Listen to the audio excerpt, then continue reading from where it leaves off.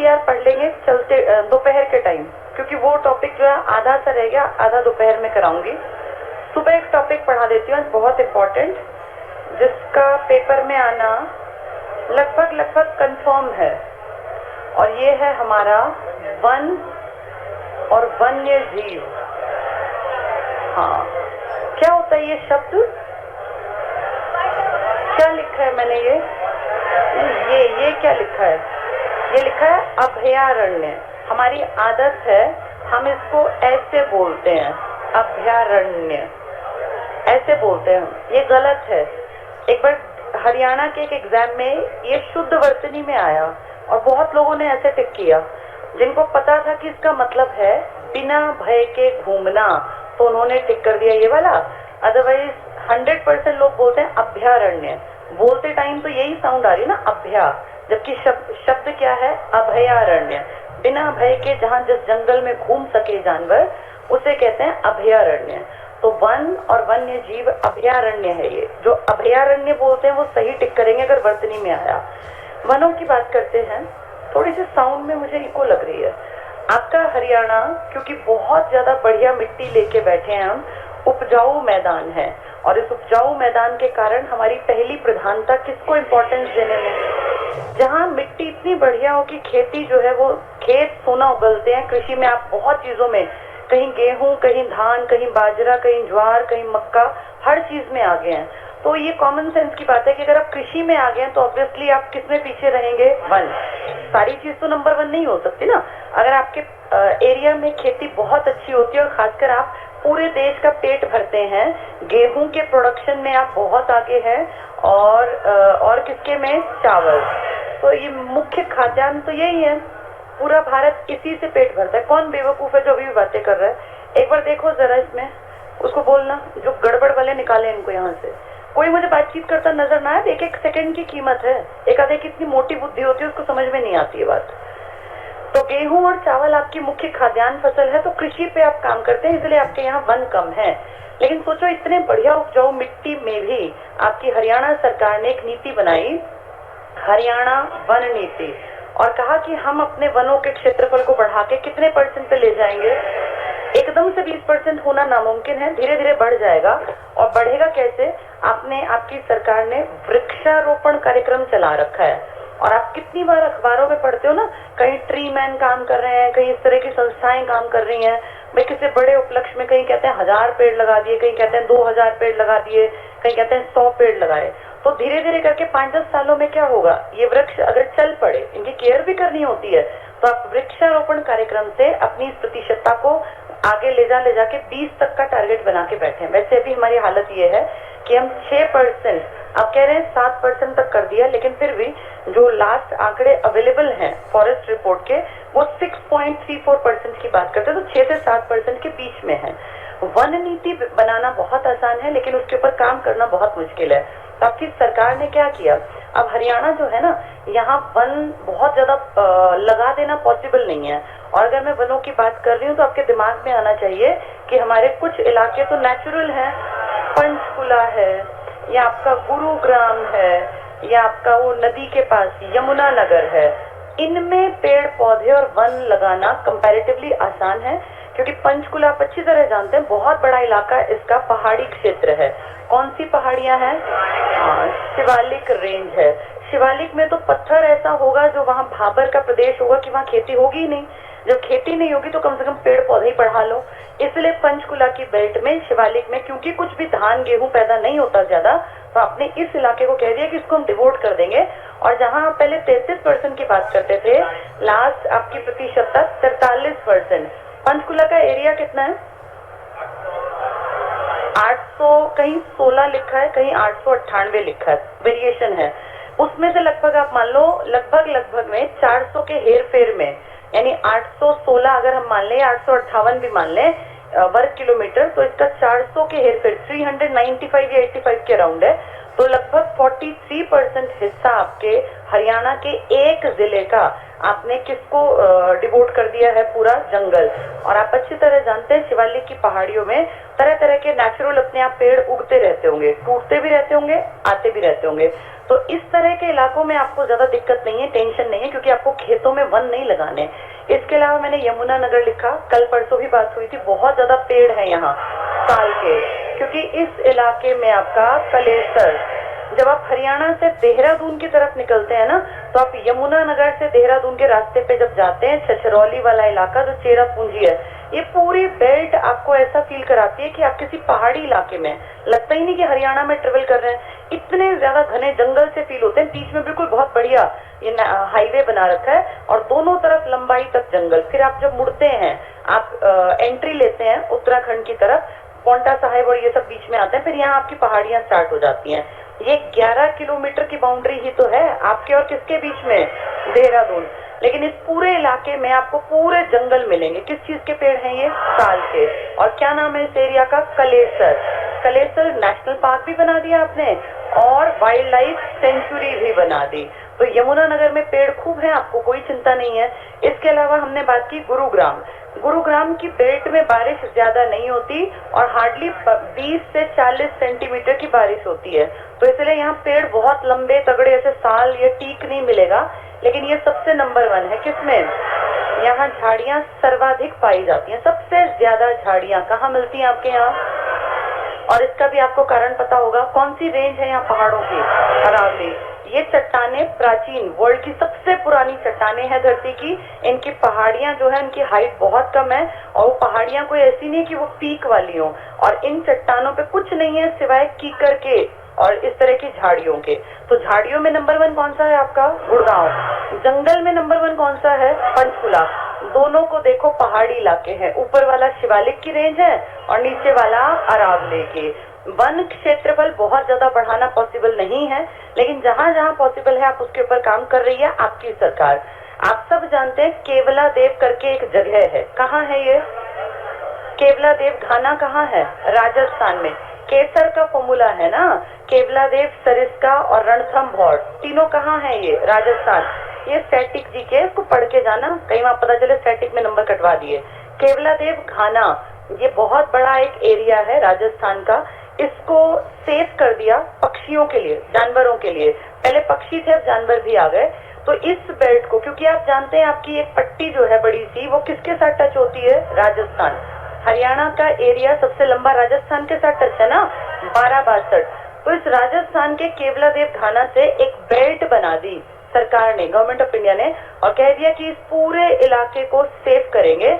और यहाँ पे जो ये जंगल हैं, झाड़ियां हैं, या बेशक डेजर्ट टाइप का इलाका जहाँ पे बहुत ज्यादा कुछ नहीं होता, इसको जानवरों के लिए छोड़ देंगे। तो ये बेल्ट बढ़ते बढ़ते बढ़ते आपके यहाँ भी पहुंची। और आपके यहाँ एक जगह है फरीदाबाद से लगती, गुड़गांव से लगती, मंगर बनी। ये जो पिछली बार जिन्होंने पढ़ा था मैंने लिखवाया होगा उनको, ये एक भाटी माइंस लिखवाया होगा, भाटी माइंस। ये सब इलाके हैं और इसमें कह रहे हैं कि केवला देव घाना के आसपास का इलाका जो ये लेपर्ड है ना, लेपर्ड, इसके लिए सेफ कर दो ताकि ये आराम से इस एरिया में, इस बेल्ट में घूम सके। तो आपके हरियाणा की जो अरावली की बेल्ट है ना, इसी को सेव करने के लिए केवला देव घाना से स्टार्ट करके एक पूरी belt leopard corridor type develop कर रहे हैं। इसमें आपका हरियाणा का फरीदाबाद और गुड़गांव तक का एरिया आ जाएगा। तो इस तरह की चीजें हो रही हैं ताकि आपके यहाँ वन और वन्य जीव बढ़ सकें। वन बहुत ज्यादा बढ़िया नहीं है, लेकिन फिर भी हम कहते हैं कि हमारे यहाँ पर टोटल 1250 प्रजाति हैं पक्षियों की, और उनमें से पूरे इंडिया में 1250, जिनमें से आपके यहाँ 500 प्लस प्रजाति हैं। यानी आप देखो पूरे भारत को देखें तो डाइवर्सिटी बहुत ज्यादा है। आप केवला ये अपना देखो, केरल देखो, नॉर्थ ईस्ट देखो, तो पूरे भारत में जहाँ 1200 प्लस प्रजातियां, आपके हरियाणा में कितनी है?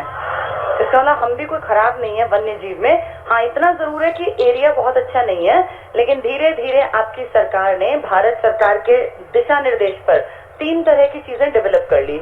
एक एरिया को हमने कह दिया भाई ये रिजर्व्ड है और इसकी बहुत ज्यादा केयर करेंगे।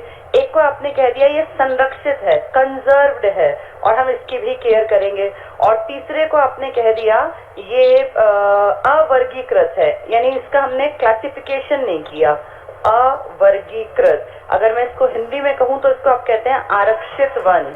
वनों के प्रकार हैं ये है संरक्षित वन और एक है अवर्गीकृत वन। अवर्गीकृत मतलब जिसको ऑर्गेनाइज नहीं किया, सिस्टमैटिक नहीं देखा आपने। आरक्षित का मतलब होता है आरक्षण, तुम सब जानते हो, जिस चीज पे कोई खास कैटेगरी ही आ सकती है। इसमें जो पेड़ आ गए ना, उनमें आपको कुछ नहीं करना, ह्यूमन एक्टिविटीज। आम आदमी जो है ना, वो जंगल से बहुत सारी चीजें, भाई तुम शहद खाते हो, तुम बहुत सारी चीजें अपने घर में फर्नीचर में यूज करते हो, तो जंगल के उत्पाद हैं, मेडिसिनल प्लांट्स हैं, बहुत सारी लाइफ की चीजें आपकी जंगल के ऊपर डिपेंड करती हैं। आपको लगता होगा हमें जंगल की जरूरत नहीं है, लेकिन बहुत है, क्योंकि आपके घर तक पहुंचने वाले ढेरों सामान जंगल के ही उत्पाद हैं। अब ये जो ह्यूमन एक्टिविटीज हैं, ये इस एरिया में परमिटेड नहीं है। यहाँ कितने बड़े मधुमक्खी के शहद के छत्ते होंगे, कोई इनको तोड़ नहीं सकता। इसमें बहुत ज्यादा स्ट्रिक्ट रूल्स होंगे जिनको फॉलो करना कंपलसरी है। अगर कोई इन रूल्स को तोड़ेगा तो उसके खिलाफ बड़ी पुलिस कार्यवाही, और इसके अंदर बहुत सारे एक्ट हैं, बहुत सारी धाराएं, उनमें जो फंस गया ना, फिर निकलना मुश्किल है, बड़ा फाइन लगता है और कई साल की जेल। तो रिजर्व्ड एरिया में आम आदमी का कोई भी रोल नहीं है, ना वो बिना परमिशन के अंदर जाएगा, ना लकड़ी काट सकता, ना जानवर को मार सकता, वो तो बहुत बड़ी बात हो गई, वो कुछ भी नहीं कर सकता। इस एरिया में सारे अधिकार सिर्फ और सिर्फ सरकार के हैं, क्योंकि ये आरक्षित क्षेत्र है। आपके टोटल हरियाणा में जितना आपका वन है, इसका 14 पॉइंट कुछ या 15% याद कर लो। 15% वन कैसे हैं आपके यहाँ आरक्षित, इनमें आप कोई एक्टिविटी नहीं करेंगे, सरकार की मर्जी चलेगी। कंजर्व्ड या संरक्षित वो होते हैं जिसमें सरकार ने नियम बनाए, लेकिन इन नियमों में थोड़ी सी ढिलाई है, यानी आप विद परमिशन ह्यूमन एक्टिविटीज भी कर सकते हैं। जैसे यहाँ पे अंदर जाके और कोई गांव पड़ता है तो अपने जानवरों के लिए चारा लेके आ सकते हैं, लेकिन परमिशन लेनी पड़ती है। गाय भैंस भेड़ बकरियों के झुंड ले जाएं कि भाई यहाँ इस तरह की घास है जो यूजलेस है, क्या हम इसको चरा लें, परमिशन के साथ आप यहाँ जा सकते हैं। संरक्षित के नियम उतने स्ट्रिक्ट नहीं होते जितने किसके होते हैं। तो संरक्षित में आपने बहुत बड़ा एरिया रखा हुआ है, 74%, 74 पॉइंट समथिंग है, यानी एक बड़ी प्रतिशतता आपने क्या बना रखी है, संरक्षित या कंजर्व, जिसमें आपकी एक्टिविटी विद परमिशन अलाउ होंगी। यहाँ तो मतलब ही नहीं है कोई ह्यूमन एक्टिविटी का। अवर्गीकृत है, क्लासिफाइड नहीं है, नॉन क्लासिफाइड कह देते हैं आप इनको, यानी इनका आपने वर्गीकरण नहीं कर रखा। और ये वो हैं जो गांव के आसपास झाड़ियां, जंगल, जिसमें से कोई भी गांव के लोग जाएं, अपने पेड़ पौधे काट लाते हैं, लकड़ियां ले आते हैं, भाई कोई गिर गया पेड़ खेतों में तो उठा लाए, इनकी कोई लिखत पढ़त नहीं है, कोई परमिशन की जरूरत नहीं है। ऐसा भी जरूरी है ये मेंटेन करना, क्योंकि 10%, 9.75 कह ले, या 10% आपका टोटल जितना पेड़ पौधे हैं या वन है, जंगल है, वृक्षाच्छादन है, उसका 10% अवर्गीकृत है। तभी तो लोगों के घर चल रहे हैं ना। आज भी तो कितने लोग चूल्हा ही जला रहे हैं। अगर आप सारे को आरक्षित करके बैठ जाएंगे तो लोग भूखे भी तो मरेंगे ना। कितने लोगों की एक्टिविटीज तो इससे चल रही हैं। हमेशा ना सिस्टम से चलना पड़ता है सोसाइटी में। ऐसा नहीं होता कि नहीं ये अच्छा है तो ऐसे चल पड़े।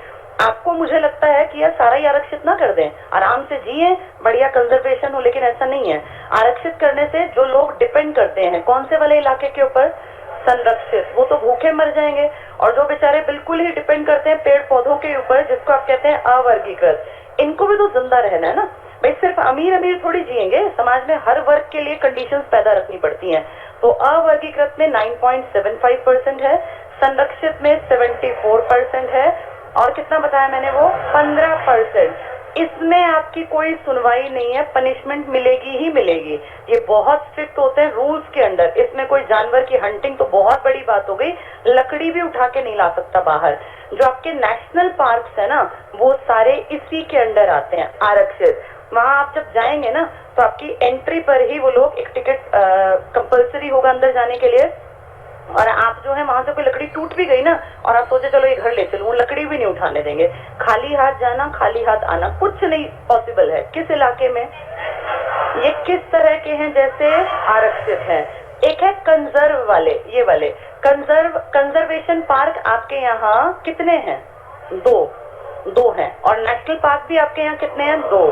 इन दोनों में ह्यूमन एक्टिविटीज परमिटेड है। और ये समझ जाओ कि जंगल का इलाका होता होगा, भाई जंगल में इंसान जो है अपनी एक्टिविटी, ऐसा तो नहीं कि रोड उसमें आते होंगे, जंगल टाइप होगा और उसमें ह्यूमन एक्टिविटीज परमिटेड होंगी। कंजर्व्ड में आपने कितना एरिया रखा हुआ है? तो सोचो कि बहुत सारे जंगल जिसमें कि इंसान, ऐसे घने जंगल तो हरियाणा में है नहीं कि क्या करें, लेकिन जितने हैं उनमें ह्यूमन एक्टिविटी परमिटेड है। संरक्षित ही आपके कंजर्वेटिव पार्क्स हैं। अवर्गीकृत तो ये गांव के आसपास के एरिया हैं। अब धीरे धीरे आप देख रहे हैं गांव में भी नंबरिंग होने लग गई पेड़ों की, देखिए नंबर लिखा होता है। नंबर वाला पेड़ काटना गलत है, फिर उसमें कार्यवाही होगी। जिन पे नंबरिंग नहीं है ना वो सारे अवर्गीकृत में हैं। तो आपके नेशनल पार्क्स हैं आरक्षित, कंजर्वेटिव पार्क्स हैं आपके संरक्षित। और इसके अलावा जो हमने एक शब्द लिखा था वाइल्ड लाइफ सेंचुरी, ये वन्य जीव, क्या लिखा था यहाँ? अभयारण्य। ये तीन चीजें होती हैं। अब जैसे ये तीन थी ना, इसी के बेसिस पे तीन और समझो। एक चीज होती है जिसको आप कहते हैं वाइल्ड लाइफ, यानी अभयारण्य वाला, वाइल्ड लाइफ सेंचुरी, ये एस से होती है, सी से नहीं होती। और दूसरे होते हैं नेशनल पार्क, और तीसरे होते हैं biosphere reserve. Biosphere reserve, Haryana में कोई बायोस्फीयर रिजर्व नहीं है। ये वहां होते हैं बायोस्फीयर रिजर्व या बायोडाइवर्सिटी पार्क, जहाँ की कंडीशंस बहुत डिफरेंट होती हैं, बहुत गर्मी, बहुत उमस, बहुत ठंडक, इस तरह का माहौल जिसमें कीड़े, पक्षी, जानवर ज्यादा पैदा हों, वहां बायोस्फीयर रिजर्व बनाते हैं। आपके यहाँ कहाँ ऐसा है कि ढेर सांपों की मंडली मिले? जैसे आप असम में जाएं तो वहां आपको अजीब अजीब से सांप, अजीब से कीड़े जो आपने कभी नहीं देखे, बिच्छू और इस तरह की चीजें मिलती हैं। कारण वहां बायोडाइवर्सिटी का इलाका है। आपके यहाँ तो सारा प्लेन्स का इलाका है, ये आपके यहाँ बनेगा भी नहीं कभी। आपके यहाँ सबसे पहले क्या बनाए गए? वाइल्ड लाइफ सेंचुरी में ही एक एग्जाम्पल है बर्ड सेंचुरी। वाइल्ड लाइफ में बर्ड्स को भी, कि भाई पक्षी विहार होते हैं ना, इसी का तो पार्ट है वो। जैसे एक आदमी था पीटर माइकल जैक्सन, 1971 में वो गुड़गांव के फर्रुख नगर के आसपास घूम रहा था और सुल्तानपुर के इलाके में, और उसने क्या देखा कि वहां पे एक झील है और आसपास कीकर ही कीकर है, और इसमें दलदल टाइप बना हुआ है, कुछ जानवर यहाँ पानी पी रहे हैं, नीलगाय टाइप के जानवर, और यहाँ बहुत ज्यादा पक्षी थे क्योंकि कीकर थी, तो कीकर पे तरह तरह के पक्षी उसने देखे। तो उसने एक लेटर लिखा 1971 में, किसको लिखा था? इंदिरा, कि भाई आपका ये इलाका दिल्ली से लगता, बहुत बढ़िया वाइल्ड लाइफ सेंचुरी, इसको बर्ड सेंचुरी डेवलप कर सकते हैं। इंदिरा तो नहीं आई, लेकिन बंसीलाल जी पहुंचे और 1972 में, क्योंकि यहाँ ना खेती हो सकती ना कोई बसावट कभी बननी, तो इसको कह दिया कि ठीक है, इसको पक्षी विहार बना लेते हैं। अब ये पीटर माइकल जैक्सन आपके देश का थोड़ी है, आपके देश का एक पक्षी वैज्ञानिक है जिसका नाम है सलीम अली। इसे आपने नाम दे रखा है बर्ड मैन ऑफ इंडिया। ये बहुत बड़ा पक्षी वैज्ञानिक है और ऑर्निथोलॉजिस्ट है। ऑर्निथोलॉजिस्ट, ये क्या होते हैं? पक्षी वैज्ञानिक। जैसे बायोलॉजिस्ट होते हैं और ये बायोलॉजी पढ़ने वाले इस तरह के, तो ये ऑर्निथोलॉजिस्ट है आपका सलीम अली, डॉक्टर सलीम अली। इनके नाम पे इस पक्षी विहार का नाम रख दिया, भाई ये पक्षी विहार है। फिर लेटर स्टेज में कहा कि क्यों ना इसको नेशनल पार्क बना ले, भाई पूरे देश में नेशनल पार्क है, हमारे पास एक भी नहीं। तो हमने 1989 में इसके लिए कवायद शुरू की और ये हरियाणा का पहला नेशनल पार्क बना। आप कभी अगर किसी नेशनल पार्क में घूमने जाए ना, जैसे राजा जी, कॉर्बेट, गिर, तो आप फील करते हैं कि आप जंगल में घूम रहे हैं, लेकिन जब अपने इसमें जाओगे ना तो आपको लगेगा गांव ही तो है, क्योंकि इसमें कीकर ही कीकर है, कुछ है ही नहीं। मैं गई हूँ इसलिए बता रही हूँ, इसमें कुछ नहीं मिलेगा आपको, वो फील ही नहीं आएगी कि ये कोई नेशनल पार्क है। लेकिन आपके पास उतना भी नहीं था तो आपने इसी को कह दिया भाई यही हमारा नेशनल पार्क है। पक्षी विहार से अब इसका नाम बदल के क्या कर दिया? Sultanpur national park. 1989 में इसके ऊपर काम शुरू हुआ और 1991 में ये पूरी तरह से मान्यता प्राप्त, जिसको सरकार ने भी माना, देश की सरकार ने भी, कि ठीक है फॉरेस्ट डिपार्टमेंट इसकी केयर करेगा, और ये हरियाणा का नेशनल पार्क बन गया। कोई बहुत बड़ा इलाका नहीं है, छोटा सा एरिया है, और दो में से पहला नेशनल पार्क कहाँ बना आपका? इसके बाद दूसरा आपने लेटर स्टेज में 2003 में डेवलप किया। आप कल परसों से लगातार उसका नाम सुन रहे हैं, कलेसर नेशनल पार्क। ये भी पहले वाइल्ड लाइफ सेंचुरी ही थी और यहाँ जैसे कोई पक्षी ज्यादा नहीं मिलते, सिर्फ एक साइबेरियन सारस के कारण ये ज्यादा फेमस है। साइबेरियन सारस ये कब आती है? जब बहुत ज्यादा ठंड पड़ती है ना, अक्टूबर नवंबर में, जब साइबेरिया इतना ठंडा होता है कि जानवर और पक्षी मर जाते हैं, तो वहां से उड़ के ये आपके हरियाणा के कहाँ आ जाती है? गुरुग्राम में। ऐसा नहीं कि सिर्फ यहीं आती है, आपके चंडीगढ़ में जो झील है ना सुखना, यहाँ भी आती है ये। लेकिन आप अपनी बात करेंगे तो हम कहते हैं गुड़गांव में साइबेरियन सारस आती है उड़ के, और इसलिए हमने इसको नेशनल पार्क बना दिया। कलेसर नेशनल पार्क फेमस है आपके यहाँ पर लाल जंगली मुर्गा, रेड जंगल फाउल इसका नाम है अंग्रेजी में। और लाल जंगली मुर्गे यहाँ आपको चलते चलते अगर आप थोड़ा गाड़ी रोकेंगे ना, आसपास देखेंगे तो कहीं ना कहीं मिल जाएगा। वैसे भी ये कोई ऐसी प्रजाति नहीं है कि दुनिया ने देखी ना हो, लेकिन इसकी अधिकता को बनाए रखने के लिए आपने इस जंगल को रिजर्व कर दिया। भाई यहाँ ना कोई जानवर को मारेगा, ना कोई लकड़ी काटेगा, बिल्कुल सेफ एरिया है इनके लिए। तो कलेसर नेशनल पार्क ये आपने 2003 में डेवलप किया, और ये कब से कर रहे थे? 1989 से। यही दोनों हैं, 3 से आप लगा लो 13 और 23 आ जाएगा, 20 साल होने को आए, और कोई नेशनल पार्क आपने नहीं बनाया। आरक्षित है, कोई ह्यूमन एक्टिविटी परमिटेड नहीं है। दूसरी तरीके के क्या है वो? अच्छा, अभी मैं आपको वाइल्ड लाइफ बता रही थी, ये 3 चीजें, ये समझ में आ गया? वाइल्ड लाइफ ही लेटर स्टेज में जाके क्या बन जाता है? बायोस्फीयर रिजर्व आपके यहाँ नहीं बन पाएगा, क्योंकि आपके यहाँ बायोडाइवर्सिटी है ही नहीं। तो कैसे बनाओगे ना? यहाँ इतनी बारिश होती कि क्या करें, यहाँ जमीन पे ऐसे कीड़े मकोड़े चलते फिरते नजर आते हो। असम में आप जाओ, केरल में जाओ, तो तरह तरह के पक्षी, पौधे, अजीब से कीड़े मकोड़े, तो बायोडाइवर्सिटी है। हमारे यहाँ क्या है, ठीक है जितना है जंगल में थोड़ा बहुत, उसी में से हमने 2 नेशनल पार्क बना दिए और 8 वाइल्ड लाइफ सेंचुरी बना दी। तो 2 नेशनल पार्क सबके समझ में आ गए? इनमें से बड़ा कौन सा है और पहला कौन सा है? इसको कह देते हैं, ये इको पार्क भी है। इको पार्क का मतलब है जो इकोलॉजिकल बैलेंस को मेंटेन करे। तो आपने अपने इको पार्क के रूप में, क्योंकि आप यहाँ कुछ करते ही नहीं, तो ये इकोलॉजी के लिए बहुत बढ़िया। तो फर्स्ट इको पार्क जो बहुत प्रमुख है वो कौन सा है? गुड़गांव का सुल्तानपुर नेशनल पार्क। पहले इसका नाम क्या रखा गया था? कौन सा पक्षी विहार? सलीम अली। अब ये सलीम अली पक्षी विहार नहीं है, इसका नाम बदल के सुल्तानपुर नेशनल पार्क। सलीम अली तो अलग जगह नेशनल पार्क है, वो इसमें नहीं माना जाएगा, कश्मीर में है वो। चलो अब बात करते हैं, आज भी क्या हरियाणा में वाइल्ड लाइफ सेंचुरी चल रही है? कितनी चल रही है? 8 वाइल्ड लाइफ सेंचुरी चल रही है। इनमें एक एक करके पढ़ लेते हैं। सबसे पहले क्या पंचकुला में है कोई? कौन सी है पंचकुला में? एक है बीर शिकारगढ़ और एक खोल ही रहतान, 2 है यहाँ पर, बीर शिकारगढ़ और एक क्या है? खोल ही रहतान। ये दोनों कहाँ पड़ेंगी? पंचकुला में। पंचकुला में इतना बनाना कैसे पॉसिबल हुआ? क्योंकि ये पहाड़ी इलाका है, यहाँ आसानी से पक्षियों के लिए, भाई 43% जिसका एरिया आप ये मान लो जंगल से भरा हुआ है, तो वहां तो इतना सब कुछ तो मिलना नॉर्मल है। बीर शिकारगढ़ नेशनल पार्क नहीं है ये, और खोल ही रहतान। इसके बाद दूसरा अपना पंचकुला के बाद अगर हम नीचे देखें तो इसके बाद कहाँ मिलेगा? यमुनानगर में है कुछ? बिल्कुल, यमुनानगर में कौन सा है? कलेसर। अभी पिछली स्लाइड में कलेसर क्या था? National park. अब कलेसर क्या है? Wild life sanctuary. Wild life का ही एक हिस्सा बाद में क्या बना दिया गया था? पहले वाइल्ड लाइफ सेंचुरी बनी, फिर बाद में उसका एक हिस्सा नेशनल पार्क। सारा नेशनल पार्क नहीं है, ये तो जंगल दोनों तरफ है रोड के, एक हिस्सा लिमिटेड सा कह दिया नेशनल पार्क और बाकी को कह दिया ये वाइल्ड लाइफ सेंचुरी। यानी यहाँ with permission human activities permitted हैं। जो नेशनल पार्क है वहाँ कोई परमिशन नहीं है। इसके बाद यमुनानगर के बाद क्या नीचे कौन सा आ गया? अंबाला में है कुछ? उसके बाद तीसरे पे कुरुक्षेत्र में है कुछ? कौन सा है? कुरुक्षेत्र में पड़ता है आपका सिलसिला, हरियाणा का सबसे छोटी वाइल्ड लाइफ सेंचुरी। सिलसिला का बहुत ही कम एरिया है, महज कितना? 71 एकड़ 29। बड़े और छोटे को थोड़ा पढ़ जाना चाहिए। 29 हेक्टेयर कह लो या 71 एकड़ कह लो। 1 एकड़ मतलब 1 किला 5 बीघे। तो आप ये लगा लो 71 एकड़ जमीन में या 29 हेक्टेयर में सबसे छोटा हरियाणा का ये वाइल्ड लाइफ सेंचुरी सिलसिला कहाँ पड़ेगी? ये कुरुक्षेत्र में। इसके बाद नीचे देखे कैथल में है कुछ? कैथल में कंजर्वेटिव पार्क है, लेकिन ये वाला नहीं है, हम वाइल्ड लाइफ की बात कर रहे हैं। उसके नीचे क्या आएगा? जींद है कुछ वहाँ? वहाँ भी कंजर्वेटिव है, दीर बारा करके। उसके बाद नीचे की तरफ अगर आए तो क्या आएगा? बड़ा जींद से लगता हिसार और फतेहाबाद है कुछ वहाँ पर? नहीं है। लास्ट में क्या आएगा? सिरसा। सिरसा वाले का नाम है अबूर शहर। क्यों खास है ये?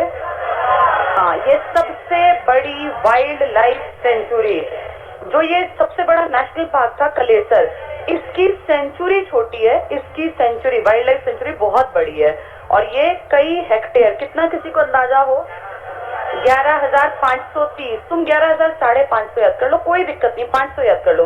वैसे इतने हेक्टेयर में है और अगर इसको एकड़ में निकालते हैं तो 29,000 के आसपास एकड़, तो बहुत ज्यादा, 29,000 एकड़ तो बहुत हो जाता है ना। वो देखो कितने में था, 71 में।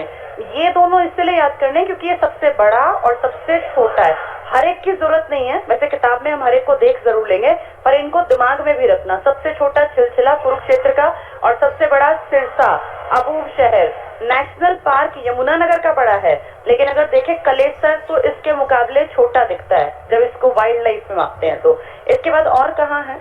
नीचे की तरफ आए तो झज्जर में है कोई? झज्जर में दो हैं, भिंडावास और खप्परवास। झज्जर जो किसका शहर कहलाता है? शहीदों का। यहाँ एक का नाम क्या है? भिंडावास। और कितनी अजीब बात है, भिंडावास का नाम अजीब है लेकिन किसके लिए फेमस है ये? सुंदर झील के लिए प्रसिद्ध है भिंडावास।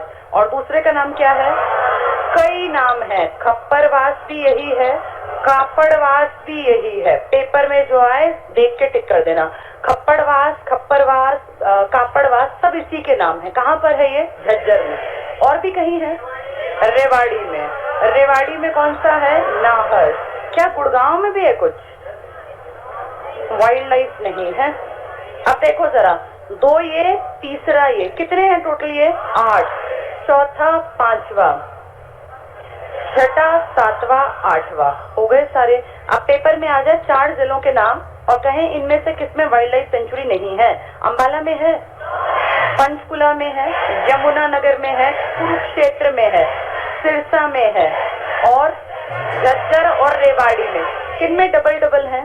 पंचकुला और झज्जर में। रेवाड़ी वाले का नाम नाहर और पंचकुला वाले के दो नाम वीर शिकारगढ़ और कुलही रहतान।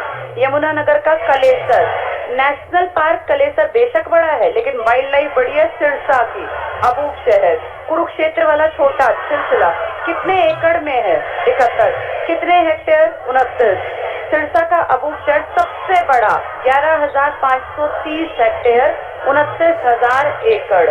और इसके बाद झज्जर के दो, भिंडावास, कापड़वास, खप्परवास, सुंदर झील के लिए भिंडावास, रेवाड़ी का नाहर। कितने नेशनल पार्क हैं? National park 2। और वाइल्ड लाइफ कितने जिलों में है ये? क्योंकि 2 में डबल डबल है तो कॉमन सेंस है कि 6 में होंगी। 6 जिले लगातार बताना ऊपर से, पंचकुला, यमुनानगर, कुरुक्षेत्र, सिरसा, झज्जर और रेवाड़ी। तो वहां आए किसमें नहीं है तो टिक कर दोगे ना। नेशनल पार्क के 2 जिले बताना, गुड़गांव और यमुनानगर। ठीक है, बहुत बढ़िया। अब देखो कंजर्वेटिव पार्क, इसमें कुछ नया भी ऐड होगा, मैं कल लिखवा दूंगी, आज तो पहले पुराना याद कर ले। ये जो बरनी वाला और ये वाला इलाका है, एक जानते हो चिड़िया जो है ना हमारे घरों में, ये जो छोटी सी चिड़िया गाँव में नहीं मिलती अभी भी, स्पैरो जिसको बोलते हैं, ये भी खत्म होती जा रही है। ये जो रेडिएशन है ना, इन्होंने इनको भी खत्म, तो इनके लिए भी हमने बना दिया। स्पैरो और जटायु का हमने नॉर्थ की तरफ अपने ब्रीडिंग सेंटर बना दिया। ये चिड़िया मुझे ध्यान है जब हम छोटे थे तो इतनी ज्यादा बहुतायत में थी हर घर में। अब आप शहरों में देखो, हम सोचते हैं दिखाएं बच्चे को, दिखती नहीं है। प्रजाति नई नई है लेकिन वो चिड़िया नहीं है जो पहले हुआ करती थी। उसके लिए भी एक प्रोजेक्ट चल पड़ा। अब देखो एक अगला टॉपिक है कंजर्वेटिव पार्क। ये कितने हैं आपके यहाँ?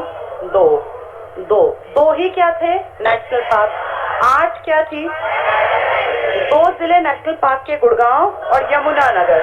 6 जिले इसके, पंचकुला, यमुनानगर, कुरुक्षेत्र, झज्जर, सिरसा और रेवाड़ी। 6 जिलों में डबल डबल किसमें? झज्जर और पंचकुला। बड़े वाला कहाँ पर? सिरसा। छोटे वाला कुरुक्षेत्र। ठीक है, अब इन 2 की बात करते हैं। कंजर्वेटिव का मतलब है यहाँ संरक्षित है, जंगल टाइप है और human activity with permission permitted है, अपनी मर्जी से नहीं। तो इसमें 2 इलाके हैं, एक तो आपका कैथल और एक आपका जींद। जींद वाले का नाम क्या है? क्या नाम है इसका? बीरबारा। और इसका नाम क्या है? सरस्वती। सरस्वती के ही साथ आएगा एक नाम, इसी का नाम है सोनसर। सोनसर, ठीक है। सियोनथी तो नाम था छिलछिला का। वापस चलते हैं, छिलछिला के पास ये लिख लेते हैं सियोनथी। ये छिलछिला जो सबसे पुराना था ना, इसी का नाम था सियोनथी। ये कई बार आ चुका है एचएसएससी में, और वहां जाके आधे लोग गलत करते हैं।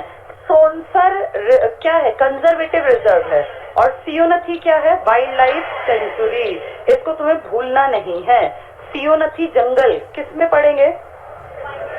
कुरुक्षेत्र में। वाइल्ड लाइफ सेंचुरी किसका नाम है? वो छिलछिला। ये सोनसर है, ऐसे याद कर लो। सरस्वती और सर, भाई सर मतलब गुरुजी और सरस्वती मतलब विद्या की देवी, तो दोनों को एक साथ फिर भूलोगे नहीं। सोनसर, सर और सरस्वती, और वहां क्या आएगा? सियोनथी जंगल। किसका नाम था? छिलछिला। कितने एकड़ थी वो? 71। कितने हेक्टेयर? Very good. इस जींद वाली का नाम क्या है? बीरबारा। ये दो जंगल टाइप हैं, सरस्वती वाला भी और बीरबारा, लेकिन यहाँ उतने स्ट्रिक्ट नियम नहीं है जितने कि आपके गुड़गांव और यमुनानगर में है। तो इनको हो सकता है आने वाले टाइम में आप देखो कि इनको धीरे धीरे करके किसकी तरफ मोड़ दें? रिजर्व। अभी नहीं है, पर कंजर्वेटिव को रिजर्व की तरफ मोड़ा जा सकता है। तो अगर ऐसा हुआ तो आपकी कितनी वाइल्ड लाइफ बढ़ जाएंगी, और अगर इनको नेशनल पार्क बना दिया तो वहां 4 हो जाएंगे, अगर इधर ले आए तो ये 10 हो जाएंगे। ये कैथल वाली का नाम सरस्वती, सरस्वती वाली के साथ सर आएगा, और जींद वाली का बीरबारा। तो ये आपके हरियाणा के अभ्यारण्य भी हो गए, नेशनल पार्क भी हो गए, और संरक्षित क्षेत्र भी हो गए। आपके हरियाणा में हिरण के लिए काम किया कि भाई हिरणों की प्रजाति यहाँ रह जाए। 2 जगह किया, एक एच में, एक आर में। हिसार वाला डियर पार्क बहुत फेमस है, और ये बड़ा भी है। एक छोटा पार्क आपने महम में, महम कहाँ है? रोहतक। चौबीसी चबूतरा की हम बात कर रहे थे ना, ये छोटा डियर पार्क है। तो 2 डियर पार्क हैं आपके यहाँ। ये बहुत बार आ चुका, पेपर में एक बार दोनों आ गए, तो पहली प्रायोरिटी पे किसके साथ जाओगे? हिसार, क्योंकि ये असली है। 1970 में इसके ऊपर काम किया, और यहाँ डियर ज्यादा पाए जाते हैं। ये छोटा डियर पार्क या छोटा हिरण उद्यान है। कहाँ पर है ये? महम, रोहतक में। हिरण में ही एच और आर है, हिसार। और आप जानते हैं 2 चीजें होती हैं जानवरों को रखने की, एक होती है इन सिटू और एक होती है एक्स सिटू। इन सिटू का मतलब होता है क्या? हाँ, जो अपने नेचुरल एनवायरनमेंट में ही चीजें होती हैं वो इन सिटू, और जो बाहर होती हैं वो एक्स सिटू। अगर मैं कह रही हूँ नेशनल पार्क, तो आप कुछ बना नहीं रहे हैं, आपने तो जो चीज बनी बनाई थी उसकी बाउंड्री कर दी, भाई यहाँ मत आना। और एक चीज है जू, ये आप कहते हैं बोटेनिकल गार्डन हमने डेवलप किया, ये आपने बनाया है, ये पहले से नहीं था। इनको इंसान ने बनाया, मतलब ये नेचुरल नहीं है। जबकि नेशनल पार्क है, वाइल्ड लाइफ सेंचुरी है, कंजर्वेटिव रिजर्व है, ये तो नेचुरल है। आपने तो बस नाम दे दिया, ये आपने बनाए हैं। आपके यहाँ चिड़ियाघर भी हैं, जू भी हैं, और 3 जू हैं। BRC, B मतलब भिवानी, R मतलब रोहतक, और P मतलब पीपली। अब मुझे बताओ इनमें से सबसे बड़ा कौन सा है? कितने एकड़ में है ये? 44 एकड़, 44 एकड़ में। जबकि ये 7 और 24 में। छोटे वालों को ना पूछे, ये बड़ा पूछ सकते हैं। इसी में तो फिर महम आ गया, और कौन सा पार्क आ गया? और इसी के पास, बिल्कुल पास, जहाँ ये डियर पार्क है ना, इसका जू है, इसके पास ही तिलियार झील है जो हम कल पढ़ रहे थे। तो ये BRP 3 है। पीपली को थोड़ा सा सुन लो, है तो मिनी जू, छोटा सा जू है, लेकिन यहाँ पे आप प्रजनन केंद्र भी चला रहे हैं अपने हरियाणा के। किसका? काले हिरण का। आपके हरियाणा का जो राजकीय पशु है वो क्या है? काला हिरण। काला हिरण, जिसको आप क्या कहते हैं? ब्लैक बक भी उसी का नाम है, BUC के। उसी को एंटीलोप, हिरण की प्रजाति है ये। तो काला हिरण जो है ना, इसका प्रजनन केंद्र है, ताकि इनकी संख्या खत्म न हो जाए। इसके लिए आप कौन से चिड़ियाघर में काम कर रहे हैं? पीपली। तो आपके 3 चिड़ियाघर कौन कौन से हैं? भिवानी, रोहतक, पीपली। बड़े वाला कौन सा है? रोहतक। ये हिरण पार्क कहाँ कहाँ है? एक हिसार, एक रोहतक। रोहतक के मिनी जो बड़ा जू है उसी में से एक हिस्सा है आपके हिरण का, महम वाला हिस्सा। वैसे अगर पूछेंगे असली हिरण पार्क कहाँ है तो कहाँ टिक करोगे? इतना काम करके भी लोग बाज नहीं आते, जानवरों को परेशान करते हैं, इस सारे हैबिटेट को परेशान करते हैं। इसीलिए आपके हरियाणा सरकार ने क्या बना दिया? पर्यावरण न्यायालय बना दिए। भाई कोई केस आए, भाई लकड़ियां काट के ले गए, जंगल को हानि पहुंचाई, जानवरों को मार दिया, तो इनको सीधे कोर्ट ले जाओ। और पर्यावरण न्यायालय डेवलप तो अलग होना था F और H में, लेकिन हिसार में नहीं हुआ। एक फरीदाबाद में डेवलप कर दिया और एक आपके कुरुक्षेत्र में। अब मुझे बताओ, कुरुक्षेत्र में क्या आपकी वाइल्ड लाइफ सेंचुरी थी? कौन से वाली? जिसका नाम क्या था? सीयू नदी। कितने एकड़ में थी? 71 में। और कितने हेक्टेयर में?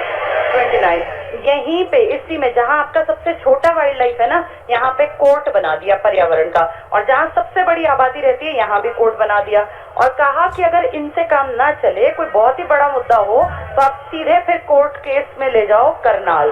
तो सबकी लास्ट सुनवाई कहाँ होती है पर्यावरण की? आपकी सीएम सिटी में, करनाल में। वैसे करनाल ऑप्शन में नहीं आएगा, अगर पर्यावरण न्यायालय आए, जो आ चुके हैं कई बार, तो आप क्या टिक करोगे? आबादी ज्यादा है वहां बना दिया, और जहां पे सिलसिला है यहाँ बना दिया। आगे समझ में? 3 बताना। ये कौन से हैं अपने? चिड़ियाघर, DRP, भिवानी, रोहतक, पीपली। पीपली कहाँ है? इस पीपली में किसका प्रजनन केंद्र है? और आपके हिरण के पार्क कहाँ है? Deer park. हिरण के 2 पार्क है, हिसार और रोहतक। आपके चिड़ियाघर कितने हैं? कहाँ कहाँ है? कहाँ है ये चिड़ियाघर? DRP, ये है H और R। और इस पीपली में किसका प्रजनन है? ठीक है। बड़ा चिड़ियाघर कौन सा है? क्या रोहतक में डियर पार्क भी है? लेकिन बड़ा डियर पार्क कहाँ है? आपके पर्यावरण न्यायालय कहाँ है? आबादी ज्यादा और सिलसिला कहाँ है? कुरुक्षेत्र। अगर फिर भी कोई मुद्दा होता तो करना। सबकी समझ में इतना आ गया? जल्दी से किताब उठाएं और टॉपिक पूरा कर लें। वन्य जीव अभ्यारण्य पे ना चांसेस होते हैं बहुत ज्यादा कि क्वेश्चन बन जाएगा। 101 पर बता रहे हैं, ये है 101 पर। चलो, हरियाणा में वन और वन्य जीव अभ्यारण्य, ये स्टार्टिंग का टॉपिक बाद में कराऊंगी, पहले जो पढ़ाया है ना वो कर लें, वो जल्दी तैयार होगा। 104 पेज पर आओ। 104 पेज पर पढ़ाई ये सारा दूंगी मैं, अवर्गीकृत वगैरह सब पढ़ाऊंगी। पेज 104 पर आ जाओ। नीचे देखो लिखा है हरियाणा के वन्य जीव अभ्यारण्य। ये अभ्यारण्य है या अभयारण्य? अभी याद रखना, क्या पता वर्तनी में अभयारण्य आ जाए। पहला देखो, भिंडावास वन्य जीव अभयारण्य झज्जर। भिंडावास किस चीज के लिए फेमस है? सुंदर झील। ये बड़ा है या खप्परवास बड़ा है? ये बड़ा है, ये कापड़वास से ज्यादा बड़ा है एरिया में। भारत सरकार ने इसे 3 जून 2009 को पक्षी अभयारण्य के रूप में स्थापित किया। पहले ज्यादातर क्या बनते हैं? पक्षी या कोई अभयारण्य, फिर वो लेटेस्ट स्टेज में क्या बन जाते हैं? National park. और अगर बहुत ही बढ़िया काम करे तो बायोस्फीयर रिजर्व। आपके यहाँ है कोई बायोस्फीयर? कितने नेशनल पार्क हैं? 2। और वाइल्ड लाइफ 8। कंजर्वेटिव। अगला देखो, ये अभयारण्य हरियाणा के झज्जर में है, इसको डबल टिक कर लो, झज्जर। क्षेत्रफल इसका 1074 एकड़। 1000 एकड़ भी याद रखो, कोई दिक्कत नहीं है। 411 हेक्टेयर लिख लो। कई बार पेपर में ना सारों के याद रखना पॉसिबल नहीं है, लेकिन एक बार पढ़ लें तो आइडिया रहे कि भाई 500 के आसपास, 400 के आसपास है। पक्षियों की लगभग 250 प्रजाति। पूरे देश में कितनी प्रजाति है? 12.5। आपके हरियाणा में 500, जिनमें से आधी तो एक ही जगह मिल गई। कहाँ पर? भिंडावास। किसके लिए प्रसिद्ध है? अपनी सुंदर झील। कहाँ पड़ेगा? झज्जर। तो 250 प्रजातियां। क्या क्या है पढ़ ले। ये अभयारण्य भूरा हंस है, बत्तख है, लाल बुलबुल है, किंगफिशर, ये पक्षी हैं सारे, इनके लिए प्रसिद्ध है। सेकेंड हाफ में आ जाओ। खोल ही रैतान, ये है पंचकुला में। पंचकुला जहाँ कितना % एरिया पेड़ पौधे और इसका 43%। कौन सी पहाड़ियां हैं? शिवालिक। तो खेती तो वैसे भी नहीं हो सकती, पहला टिक कर लो। ये अभयारण्य शिवालिक की पहाड़ियों में पंचकुला में स्थित है। स्थापना 2004। इसके बाद अगला पढ़ लो। ये लगभग 5000 हेक्टेयर में है। इसमें धब्बेदार हिरण मिलता है, चीतल, चीतल भी हिरण की प्रजाति है, जंगली बिल्ली मिलती है, भारतीय लोमड़ी मिलती है, जंगली बंदर और सियार पाए जाते हैं। तो ये सारा जंगल का इलाका है। नेक्स्ट पे आ जाओ, खापड़वास। खापड़वास किसके पास पड़ेगा? झज्जर। झज्जर के अंदर किसके पास? भिंडावास। और वो कब बना था? वो जो है उसकी क्या खासियत है, किसके लिए फेमस है? सुंदर झील। 500 आपके यहाँ प्रजाति, जिनमें से 250 कहाँ है? ये टिक कर लो, झज्जर में स्थित है। विभिन्न प्रकार के प्रवासी पक्षियों के लिए प्रसिद्ध है, लेकिन साइबेरियन सारस नहीं है यहाँ। साइबेरियन कहाँ जाएगी? आपके सुल्तानपुर में। नेक्स्ट टिक करना, इसको 1991 में अधिसूचित किया गया और 204 एकड़ में विस्तृत है। 82 हेक्टेयर लिख लो यहाँ, 82 हेक्टेयर।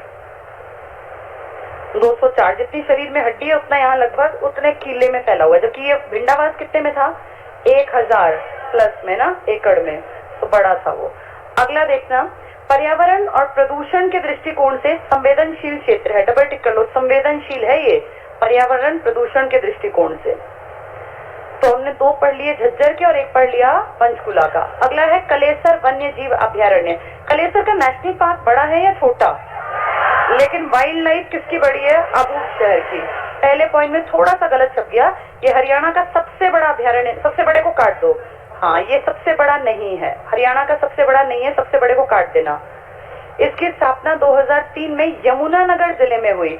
अब मुझे बताओ कि तुम्हारा नेशनल पार्क कब बना था? ये वाला ही नेशनल पार्क 2003 में बना था।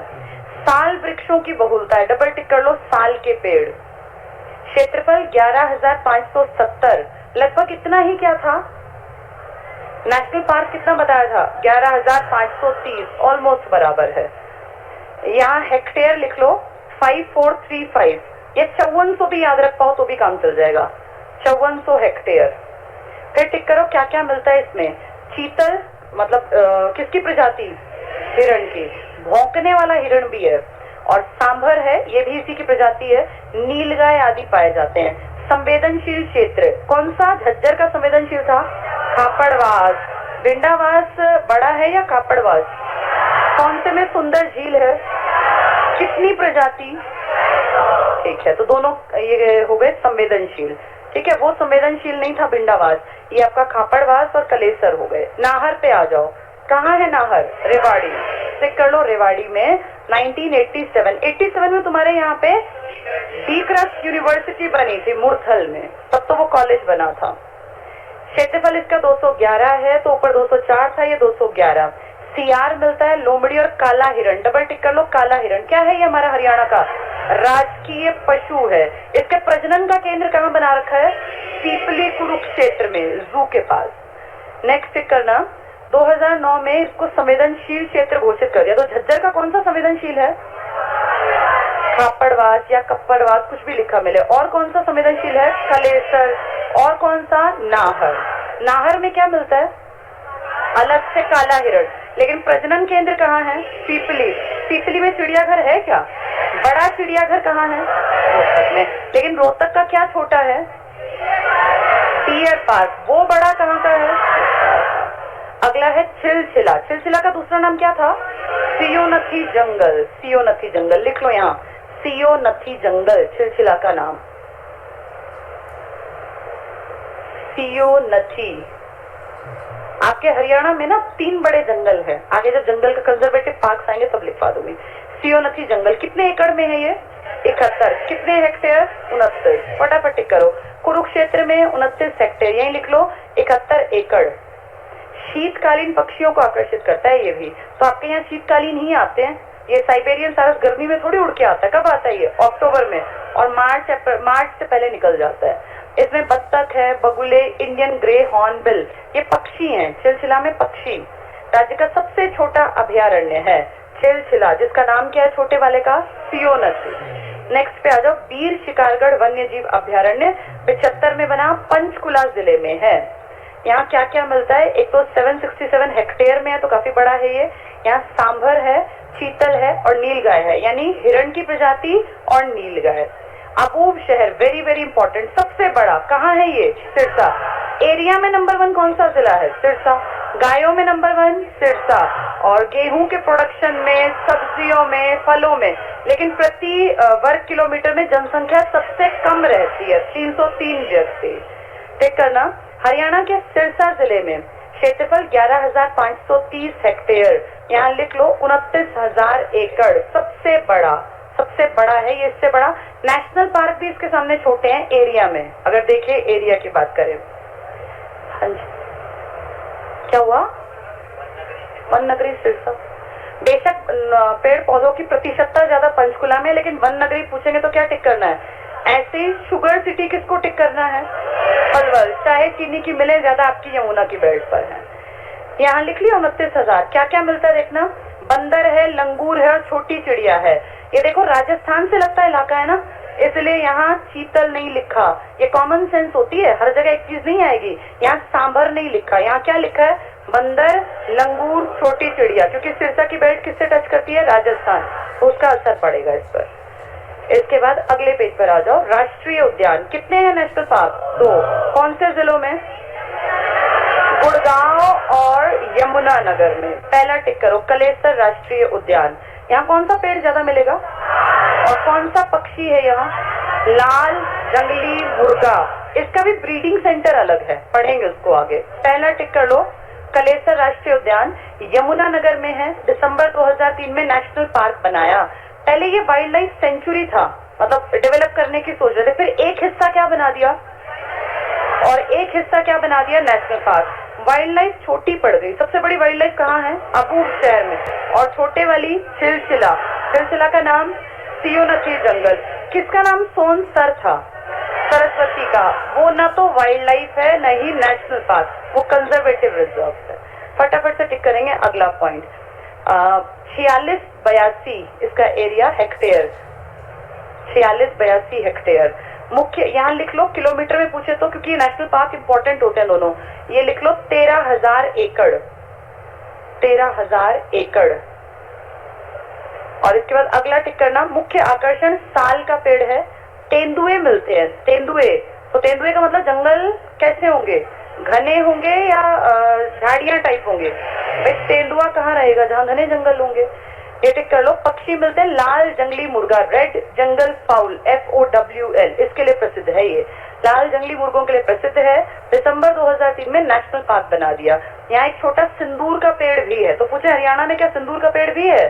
हम कहेंगे हमारे कलेसर नेशनल पार्क में। लिख लो सिंदूर का पेड़। सुल्तानपुर पे आ जाओ। स्थापना 1971 में सुल्तानपुर गुड़गांव में की गई। पक्षी अभयारण्य था। 1989 में राष्ट्रीय पार्क बना दिया। अगर 1989 नहीं मिला तो 1991। ये बहुत बार आता है, दोनों आ गए तो फिर लोग केस करेंगे, इसलिए वो एक कोई सन देंगे। क्षेत्रफल 142 हेक्टेयर। ऊपर वाले का कितना था? 4682, यानी इससे काफी बड़ा है। सुल्तानपुर से काफी बड़ा कौन सा है? यमुनानगर वाला। नेक्स्ट चेक करना, 1989 में नेशनल पार्क बनने से पहले पक्षी विहार था। 71 में स्थापित। किसके नाम पर था ये? सलीम अली पक्षी विहार। अगर सलीम अली नेशनल पार्क पूछे तो हमारे पास नहीं है, वो कश्मीर में है। नेक्स्ट चेक करना, इस पक्षी विहार की स्थापना महान पक्षी वैज्ञानिक, जिसको क्या कहते हैं इंग्लिश में? Ornithologist, ornithologist. टिक कर लो, डॉक्टर सलीम अली। इसी को बर्ड मैन ऑफ इंडिया भी कहा जाता है, बर्ड मैन।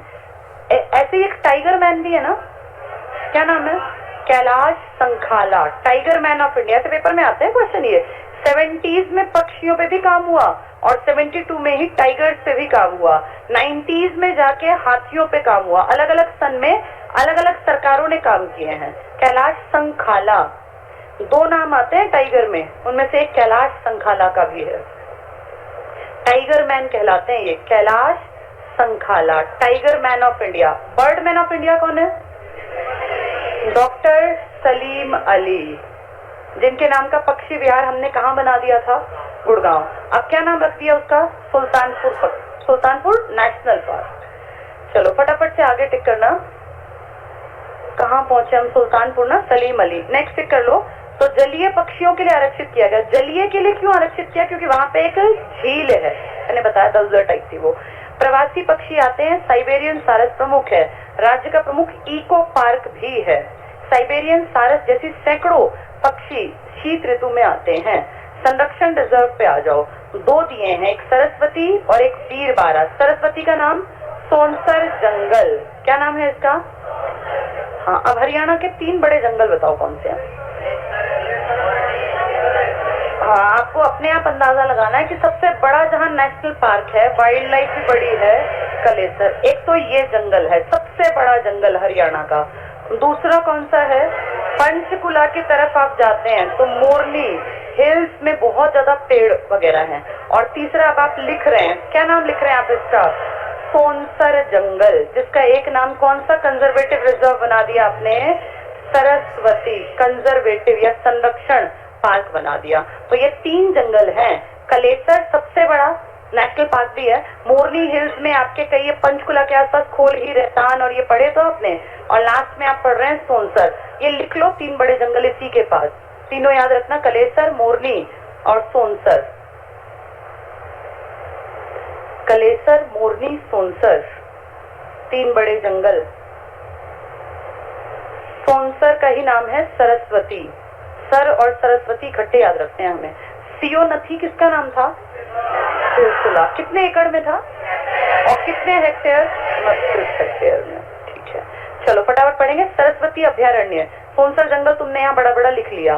पहला टिक कर लो, 1988 को सरस्वती बागान, सरस्वती वन्य जीव अभ्यारण्य के रूप में अधिसूचित किया गया। हरियाणा के कैथल में, डबल टिक कर लो, कैथल सोनसर जंगल भी कहा जाता है। ये 44-53 हेक्टेयर में है, 11,000 एकड़ के आसपास। बीरबारा पे आ जाओ, बीरबारा के वन भी कहलाते हैं ये, बीरबारा, कहीं कहीं वीरवारा भी लिखा है, वो एक ही है।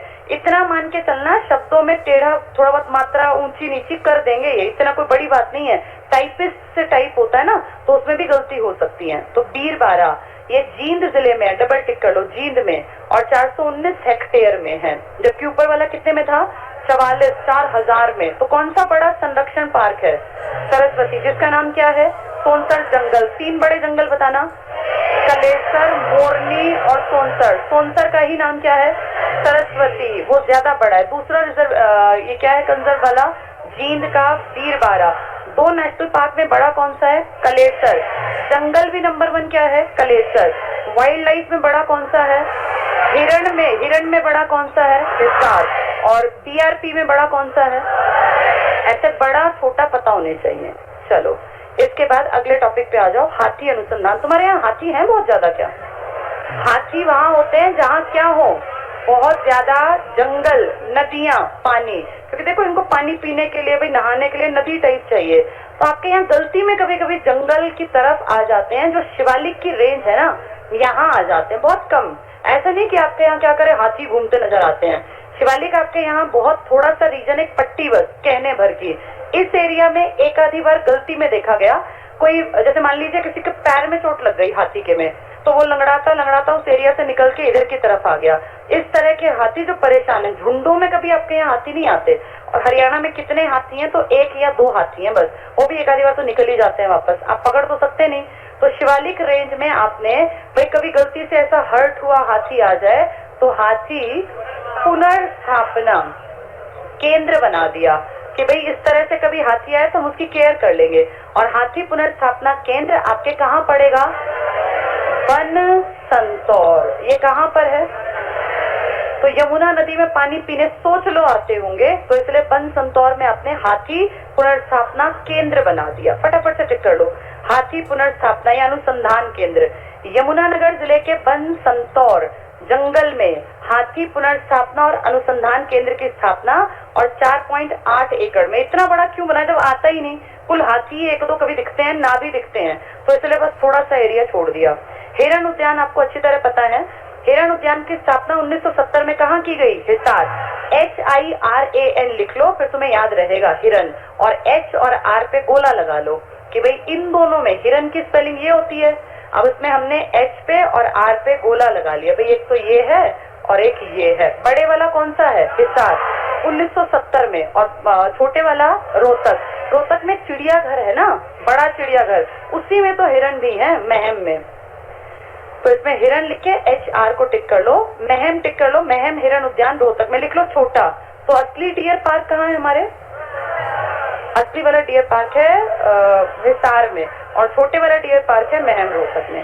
वन्य जीव अभ्यारण्य जल्दी से टिक करना, कालेसर या कलेसर यमुनानगर में। वन्य जीव है तो बड़ा है या नहीं है बड़ा? अगर वन्य जीव है तो ये बड़ा नहीं है।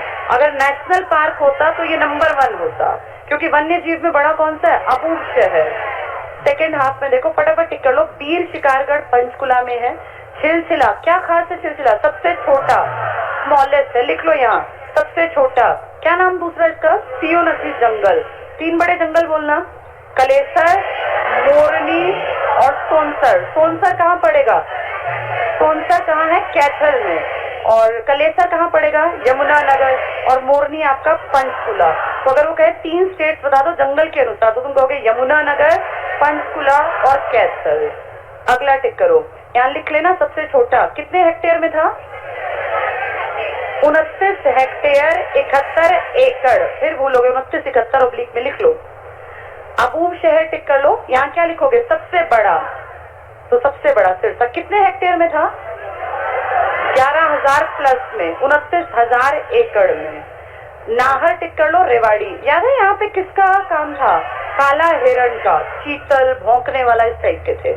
भिंडावास टिक करना, झज्जर। भिंडावास किसके लिए? सुंदर झील के लिए। बड़ा भिंडावास है या कापड़वास? भिंडावास। कौन सा इनमें से संवेदनशील था? बाद वाला, कापड़वास। कापड़वास टिक कर लो, झज्जर। यहाँ लिख लो संवेदनशील क्षेत्र। है तो कई, लेकिन ये झज्जर वाला इंपॉर्टेंट है। खोल ही रहतान टिक करना, कहाँ है ये? पंचकुला। 8 हो गए ना ये। 6 जिले फटाफट बताओ बिना देखे। पंचकुला, कुरुक्षेत्र, यमुनानगर, सिरसा, रेवाड़ी और झज्जर। कहाँ डबल डबल है? झज्जर और पंचकुला। बड़े वाला कहाँ है? बड़े वाला सिरसा। और छोटे वाला? 3 बड़े जंगल बता दो। कलेसर, मोरनी और सोनसर। सियोनथी किसका नाम है? हिरण सबसे पुराने कहाँ पर है और अब कहाँ डेवलप किया? रोहतक। और 3 अपने चिड़ियाघर, DRP, भिवानी, रोहतक, पीपली। पीपली में किसका प्रजनन केंद्र? ठीक है, जल्दी से अगला देखो। ये प्रजनन केंद्र फटाफट से पढ़ते हैं। प्रजनन केंद्र पता है तुम्हें? Breeding centre. हमारे देश की हालत ऐसी, थोड़ा सा सुन लो फिर जल्दी याद होंगे। हमारे देश की हालत ऐसी हो गई कि हमने जो नेचुरल कंडीशंस थी ना जानवरों के रहने की, ये भी खत्म कर डाली। धीरे धीरे इतना सब कुछ हम लोगों ने डेवलपमेंट के नाम पे चेंज कर दिया। पूरे जंगलों का रूप बदल दिया। चाहे वो हिमाचल की तरफ जाएं, आप कभी जब शिमला जाओ तो कितनी गंदगी फील होने लग गई ना। इतने पैकेट्स, इतनी बॉटल्स, बुरा हाल। यानी प्लास्टिक हमने जंगलों तक पहुंचा दिया क्योंकि आदत खराब है। जितना सामान यहाँ से भर के ले आते हैं सब वहीं खाली करके आते हैं। आप जब सड़कों पे चलते हो तो आपको फील होता है कि इन्होंने उतना ही गंदा लोगों ने कर दिया और हम ही है वो करने वाले, कोई बाहर से तो आया नहीं। आप आज जिस भी हिल स्टेशन पे जाओ, फेमस है जो, वो सच में इतनी गंदगी वहां पे हो गई है क्योंकि जितने टूरिस्ट जाते हैं वहां गंदगी फैला के छोड़ के आते हैं। तो धीरे धीरे हम लोगों ने नेचुरल कंडीशंस को खत्म कर दिया। और जब आप नेचुरल कंडीशंस खत्म करोगे तो नुकसान तो होगा ही ना। पहले जानवरों का होगा, फिर फाइनली आपका होगा, क्योंकि सब लोग आपस में इंटर रिलेटेड है। ऐसा नहीं कि आप जानवरों को बस हर्ट करोगे, उनका नुकसान आपको भी उठाना पड़ेगा। नेचुरल कंडीशंस जब नहीं है तो हम लोगों को लगा कि धीरे धीरे जानवर खत्म हो जाएंगे, जैसे चिड़िया खत्म हो गई। तो आपने कहा हम ना इनकी कंडीशंस अच्छी करेंगे और इनकी ब्रीडिंग के बाद जो इनके बच्चे जन्म लेते हैं उनके लिए हालात ऐसे रखें कि वो मरे ना। जैसे आप जानते हो इंडिया में टाइगर और लॉयन जन्म तो लेते हैं लेकिन वो 1 साल के अंदर सारे कब्ज मर जाते हैं। अगर 4 शावक पैदा हुए ना तो कोई 1 बचेगा। कंडीशंस इतनी खराब है, पॉसिबल ही नहीं है उनका बच पाना। तो इसलिए आपने अपने हरियाणा में क्या बना लिए? बहुत सारे ब्रीडिंग सेंटर्स। अब आपके यहाँ ब्रीडिंग सेंटर के नाम पे किस किस की ब्रीडिंग आप कोई टाइगर तो यहाँ पाल नहीं सकते, कंडीशन नहीं है। तो आपने ब्रीडिंग सेंटर में कहा हम कुछ चीजों के ऊपर काम कर सकते हैं, जैसे मगरमच्छ। कोई ज्यादा आपके यहाँ नहीं है लेकिन फिर भी आप काम कर रहे हैं। आपने कहा चिंकारा। चिंकारा क्या है? Type of dear. और इसके बाद आपने कहा हम कुछ पक्षियों के ऊपर कर लेंगे अपने ब्रीडिंग सेंटर। जैसे पक्षियों में क्या था, एग्जांपल दे दो, काला तीतर। आपने कहा हम गिद्ध का संरक्षण कर लेंगे, जिसको आप वल्चर कहते हैं। आपने कहा हम लाल जंगली मुर्गे के ऊपर भी इनकी सेफ्टी के लिए काम कर लेंगे और मोर के लिए। इनके लिए आपने ब्रीडिंग सेंटर खोल दिया अलग अलग जगह। ये ब्रीडिंग सेंटर इंपॉर्टेंट है, एग्जाम में आते हैं। जैसे कैरू है, भौर सैदान है, या अपना चिंकारा और मोर वाला ये झाबुआ है। तो अलग अलग जगह अलग अलग के ब्रीडिंग सेंटर हैं। ब्रीडिंग सेंटर का पैसा सरकार खर्च करती है और ये प्राकृतिक नहीं है, ये आपने डेवलप किए हैं ताकि इनकी जनसंख्या बढ़ती रहे, वरना ये मर जाएंगे।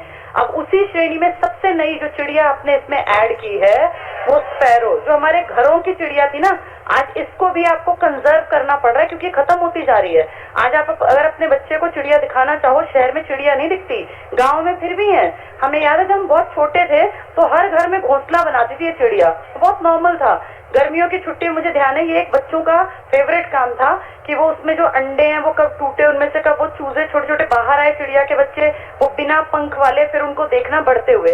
अब ये सब है ही नहीं, हमने इनकी कंडीशंस भी खत्म कर दी, अब सरकार इनकी ब्रीडिंग पे भी काम कर रही है।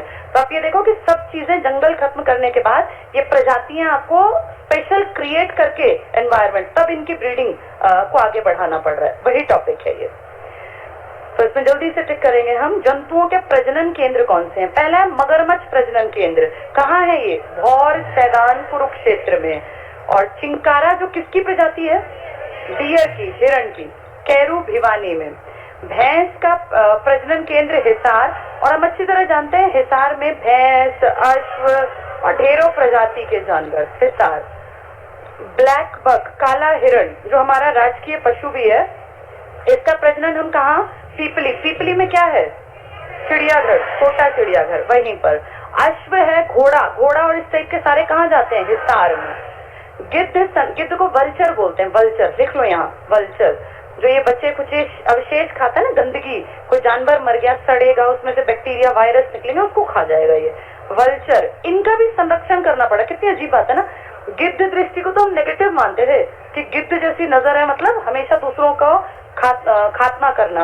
आज गिद्ध का संरक्षण करना पड़ रहा है, और आप देश में पहले हैं जो गिद्ध के संरक्षण पे काम कर रहे हैं, वरना किसी को चिंता नहीं है। आपको देखो वल्चर की भी चिंता है कि बेचारे कहीं ये खत्म ना हो जाए।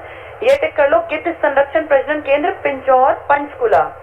फीजेंट यानी काला तीतर, जो क्या है आपका हरियाणा का राजकीय पक्षी, इसकी भी केयर करनी पड़ रही है। तो इसके लिए आपने मोरनी में, पंचकुला में अपना केंद्र बनाया। रेड जंगल फाउल प्रजनन केंद्र बनाया, लाल जंगली मुर्गों के लिए पिंजौर। जबकि इसके लिए फेमस तो आपके वन थे कलेसर, वहां नेचुरल है, यहाँ आपने बना रखी है चीज। मयूर यानी मोर, और चिंकारा मतलब वो डियर की प्रजाति, इनका प्रजनन केंद्र कहाँ है? झाबुआ, रेवाड़ी में। तो रेवाड़ी में किसका प्रजनन केंद्र है? मोर और चिंकारा का। ये पेपर में तुम भूल जाओगे, सबसे पहला क्या लिखा है? हाँ, इसको ऐसे याद करो। मगरमच्छ के आंसू बहाए थे बहुत लोगों ने कुरुक्षेत्र में। याद है कुरुक्षेत्र में जब बहुत सारे लोग मरते थे, भाई 2 परिवार लड़े। जब इसको पता चला धृतराष्ट्र को कि वो 500 जीत गए और मेरे बेटे मर गए, तो मगरमच्छ के आंसू ही तो बहाए थे। वो भीम वाली कहानी नहीं है? भीम का पुतला श्री कृष्ण ने बनवाया, और उसने कहा भीम भाई मेरे गले से लग जा। तो श्री कृष्ण ने कहा नहीं, तू नहीं जाएगा, इस पुतले को आगे कर। और कितना गुस्सा था कि वो पुतला टूट गया। तो मगरमच्छ के आंसू बहाए ना, बाद में फिर रोने लग गया कि पुत्र मुझसे गलती हो गई। फिर बताया कि ये तो कोई बात नहीं, ये तो पुतला था। तो आप देखो मगरमच्छ के आंसू कहाँ बहे हैं? हाँ, कुरुक्षेत्र में। अगला क्या था? सिर्फ चिंकारा है, तो उसमें अच्छा इसकी जगह कौन सी है? भौर, भौर सैदान गांव का नाम है ये। ये क्या है? चिंकारा, कैरू। कहाँ पड़ेगा ये? भिवानी में। अगला क्या लिखा है? क्या है? अच्छा भैंस, भैंस और इसको नहीं करते। तो अपनी किताब में देखो फटाफट, क्योंकि टाइम ज्यादा हो गया, 9:20 होने वाले हैं। पहला देखो मगरमच्छ, भौर सैदान। भौर मतलब क्या होती है? सुबह, सुबह उठते ही मगरमच्छ के आंसू बहाते और फिर लड़ते। कहाँ लड़ते थे ये? कुरुक्षेत्र में। जैसे ही मगरमच्छ आए, आंसू कुरुक्षेत्र के मैदान में, पांडव कुरुक्ष और ये कौरव। नेक्स्ट है चिंकारा। चिंकारा में देखो क और र, देखो बोर्ड पर क और र दोनों हैं, तो इसका कहाँ जाएगा? कैरू। कैरू कहाँ है? भिवानी। मगरमच्छ के आंसू कहाँ बहे? और सुबह उठते ही बहाए, भौर सैदान। चिंकारा में क र है, कैरू कहाँ पड़ेगा? भिवानी। अगला भैंस, और जहाँ अश्व आ जाए बिना सोचे समझे हिसार। ब्लैक बक, काला हिरण, कहाँ पर है ये? पीपली। हमारे जू है 3, BRP। पीपली में काले हिरण का प्रजनन केंद्र है, जो हमारा क्या है? राजकीय पशु। अश्व देखने की जरूरत नहीं, हिसार है। गिद्ध पिंजौर, लाल जंगली मुर्गा भी पिंजौर। ये दोनों मेल लग रहे हैं ना, बात जैसे बोलने में भी। गिद्ध, तो गिद्ध लग रहा है कि हम मेल को रिप्रेजेंट करता है, और दूसरा लाल जंगली मुर्गा, ये भी मेल। तो ये दोनों जाएंगे पिंजौर में, पिंजरे में बंद करने पड़ेंगे, जो मेल जैसे नाम है। फीजेंट का मतलब काला तीतर है, लेकिन फीजेंट तुम्हें पढ़ के थोड़ा अच्छा शरीफ सा नहीं लग रहा नाम, तो इसलिए उसको हमने मोरनी की पहाड़ियों में खुला छोड़ दिया। ऐसे सोच लो वरना भूल जाओगे। ये 2 जो मेल नेम लग रहे हैं, कौन कौन से? रेड जंगल फाउल और वल्चर, गिद्ध, इनको हमने पिंजरे में बंद किया। और मोरनी की पहाड़ियों में क्या जो फीजेंट है, वो भी मेल ही, लेकिन फीजेंट थोड़ा सोफिस्टिकेटेड सा नाम लग रहा है, तो हमने उसको मोरनी की पहाड़ियां। तीनों चीज कहाँ जाएंगी? पंचकुला। पेपर में तुम्हें याद नहीं आना, फिर तुम सोचोगे यार पंचकुला तो मुझे पता है, पर इन्होंने कालका दे दिया, पिंजौर दे दिया और 2 दे दिए, फिर फंस जाएंगे। तो जो वल्चर गिद्ध का नाम लिखें, लाल जंगली मुर्गा रेड जंगल फाउल, ये जाएंगे पिंजरे में। और अगर पीजेंट का नाम लिखे, पीजेंट वैसे होता मेल ही है, किसकी बात करें, काला तीतर मतलब नाम से, लेकिन आप उसको छोड़ देंगे मोरनी में। नेक्स्ट देखो, मयूर मतलब मोर और चिंकारा, दोनों का प्रजनन केंद्र कहाँ है, झाबुआ। अगर दोनों का प्रजनन केंद्र है तो झाबुआ, अकेला चिंकारा है तो कैरू, और मगरमच्छ के आंसू भौर सैदान कहाँ पड़ेगा, कुरुक्षेत्र, और ये वाला कैरू वाला कहाँ पड़ेगा, भिवानी में। अगर मयूर और चिंकारा दोनों आ गए, झाबुआ कहाँ है, क्या रेवाड़ी में कोई नेशनल पार्क भी था, कोई भी नहीं था, क्या था, अभयारण्य, क्या नाम था, नाहर। और याद है वहां काला हिरण मिलता था, तो काला हिरण, हिरण से याद कर लो चिंकारा, वैसे काला हिरण नहीं होता पर दिमाग में रखना। अब बताओ काले हिरण का प्रजनन केंद्र कहाँ है, हाँ मगरमच्छ का कहाँ है, चिंकारा का।